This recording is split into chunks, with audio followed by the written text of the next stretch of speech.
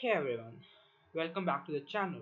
Today we are solving a Leetcode problem that sounds like it belongs in a finance textbook. But don't worry, no stocks were harmed while solving this problem. So the problem is number of smooth descent periods of a stock, and the problem is quite simple. It's a medium level problem in the Leetcode, and you can see it here. So we are given an array named as price, and its price of I will give the value of the stock on the ith day.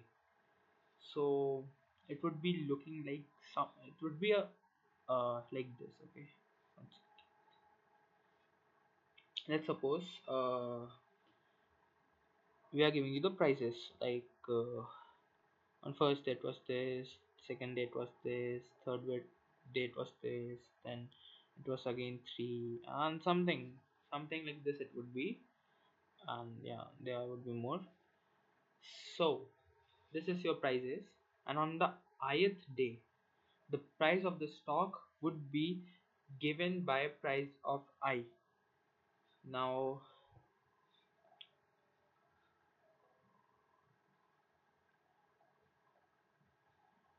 now uh, we need to return the number of smooth descent periods, and each element separately individually is considered as a descent.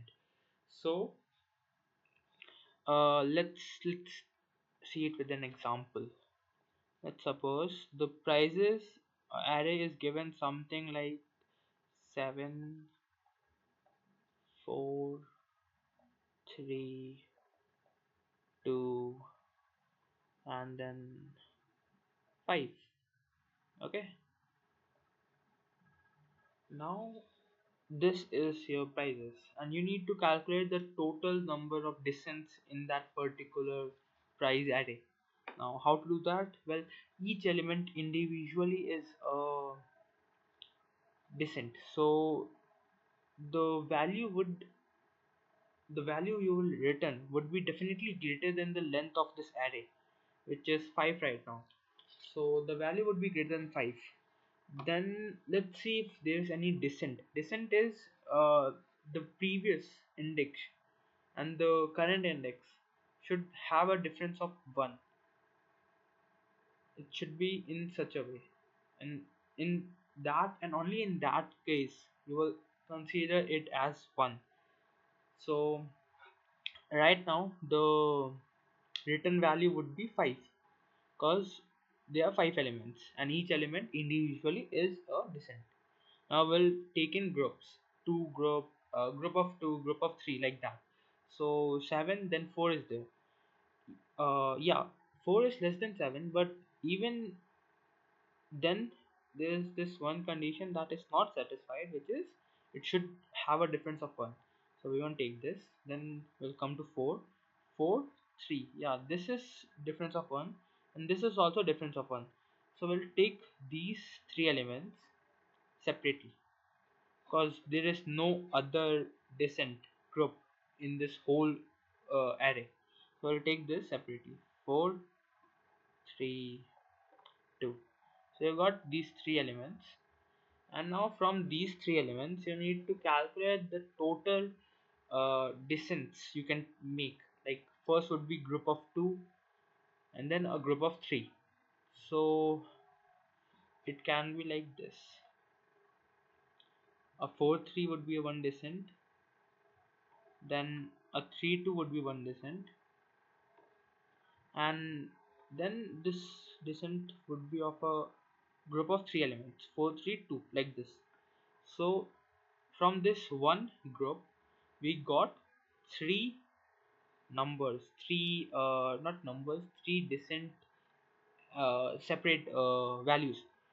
So this will previously it was 5, now it would be 5 plus 3.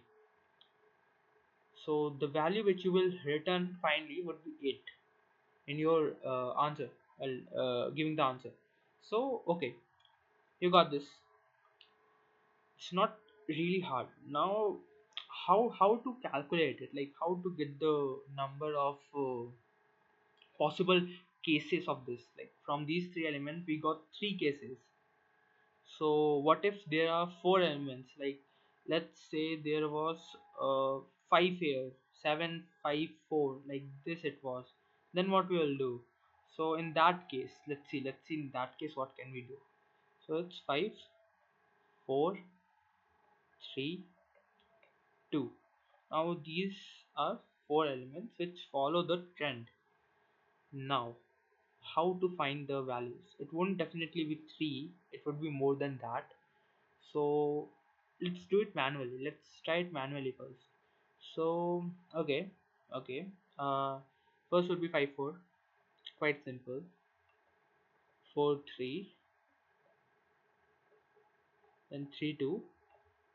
So these were the possible test cases for group of 2. Now let's move on to group of 3, which can be 5 4 3, and the other one can be 4 3 2. Yeah, so yeah, other than that there cannot be any possible test case for a group of 3. Now the only thing is left is the group of 4. So let's make that one also 5 4 3 and 2. So the total number of groups we have now is 5. These are 5 and 6. So the total number of groups we have is 6.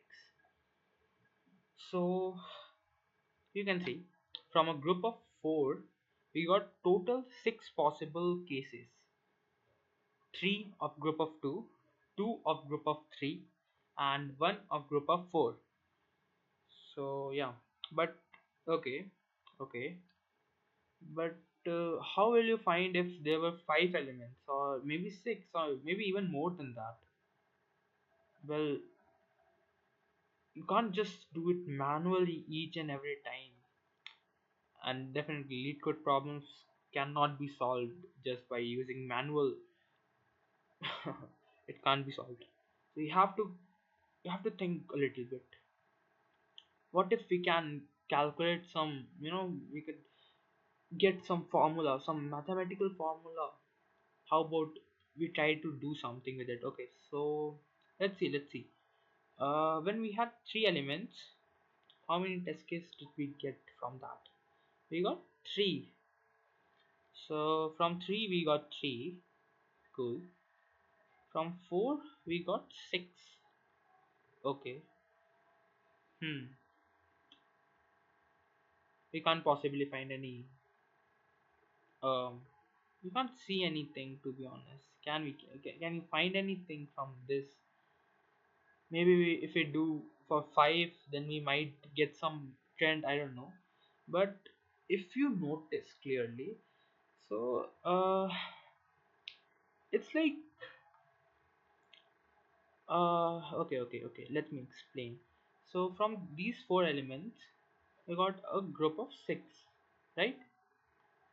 And if you notice, it's kind of similar to some of n natural numbers. I don't know if you guys know this or not, but sum of n natural numbers is nothing but, there's a formula to that: n plus 1 by 2. Okay, this is the formula for the sum of n natural numbers, consecutive of course. And to be honest, if you see this is also kind of consecutive only. And okay, it doesn't end at 1, but we don't really need it, do we? Like, we just want the difference to be 1, and consecutive and natural numbers have a difference of 1.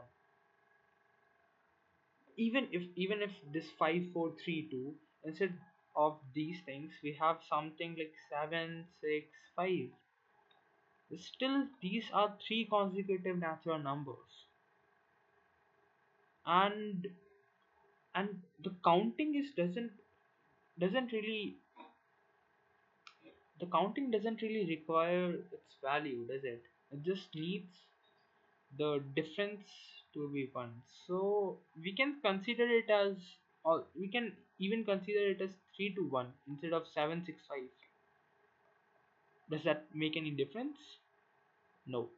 The number of test cases for these, like the number of groups we can get from these is 3, and the number of groups we get from these is also 3. Similarly, for the other one, 5432, 5432, like from this we got 6 possible groups. But what if we have something like 4 3 2 1? What if we have this? How many test cases will you get? Same, 6 only. So that's the thing. The number really doesn't like the number of groups we are getting doesn't really depend on what elements we have inside that array. It only depends on the number of elements we have, not the values, not on the values. So we can calculate it using this. How? Well, okay, let's try to put it in the formula. 3 inside this, so it would be 3, 3 plus 1, 4 and 2, 6. So for 3 we are getting 6. So what if we take for like 1 3 to 1, we take n as equal to 2. So it would be 2 3 by 2, and yes, we are getting the values, and this is true for all of the cases. Like even for group of 4 we will get the answer, and you can put with any element and we will get the answer. The condition is it should have uh, let's suppose the number of elements are 3, then you have to put n as 2 to get the answer. And why it is like that? Well, see, okay, we are starting from here and we are moving 2 elements from there, so we are taking it like that. Now let's move on to the solution. It's kind of basic. We are just first we are defining a variable count. This count will contain the this is the variable which will return at the end, and we are setting it initially to length of prices because each individual element is a descent. Then we'll declaring a variable x, then a loop starting from 1 till the prices and index, and we are checking the value. If there's a difference of 1, then we are incrementing the value of x, and this case just leave this part for now. Let's first see the whole rest of the code and then we'll come to this. So in else, if it is not equal to 0, this is not really required. Like even if it is 0, then also this would be 0 and then count value wouldn't be increased. So to be honest, this was just I don't know, I just added it for fun. Well, cause I can, so yeah, I did. Then we are incrementing the value of x, and x is this. It is incrementing for each variable when it each group, and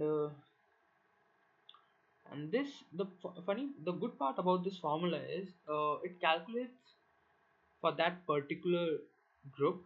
It will calculate each and every possible subgroups of that one big group.